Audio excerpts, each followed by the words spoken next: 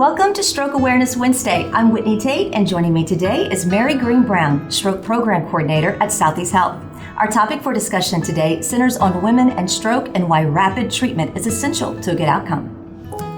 Thank you for joining us today, Mary. Thank you for having me. Why are women more prone to stroke than men? Women are more prone to stroke than men because women live longer than men. The risk of stroke doubles after the age of 55 for every decade that you live. And so women are going to have more strokes than men because they live longer. Can you explain what a TIA is and why women experience it more than men? Yes, a TIA is a transient ischemic attack. It is a brief loss of blood flow to the brain resulting in neurologic dysfunction. Just like stroke, women are going to suffer from more TIAs because they live longer. What should a woman do if she experiences a TIA? A TIA should be treated as a medical emergency. 12% of strokes are heralded by a TIA, so it is a warning sign and should be treated as an emergency. What preventative steps can women take to help the risk of a stroke? To prevent a risk of a stroke, it's important that you know your risk factors. Things such as hypertension, diabetes, hyperlipidemia, and smoking, those all contribute to your risk of having a stroke, and we encourage people to get screened by their physicians and control their risk factors. Are stroke symptoms different in women than in men? Women tend to experience more subtle stroke symptoms, things that they may tend to just brush off.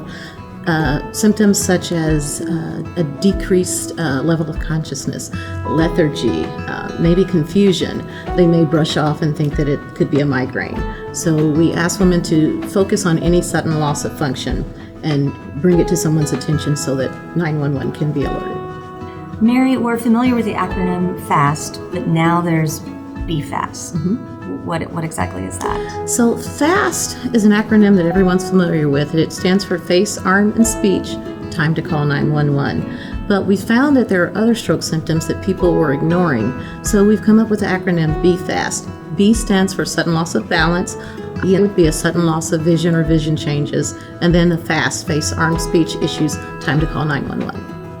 Are people, men and women, waiting too long to seek emergency help after suffering from a stroke?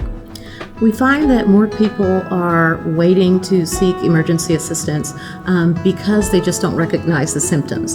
And that's why we want to make sure that the acronym BFAST is memorized and utilized so that we can activate 911 and get patients to the hospital as soon as possible. Can you explain why 911 needs to be called immediately? Yes, it's important to call 911 because the EMS system, there may be a patient who's in a rural area and they don't have access to a hospital that can treat a stroke effectively. So the 911 and EMS system, they know which hospitals are going to be able to treat a stroke. They can also alert that hospital that the patient is coming and get the team ready to receive that patient. While the caregivers are waiting for the ambulance to get there, it's important that they gather the patient's medication, be aware of the patient's history, and most importantly, help determine when that person was last known to be well. What's the one most important thing that you want people, particularly women, to remember about a stroke?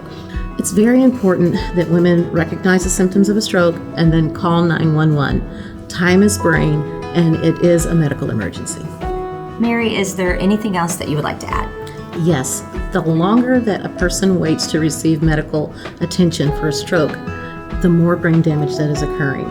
There's treatment out there, a powerful clot-busting medication called TPA. It can be given, but you have to get to the hospital as soon as the symptoms arise.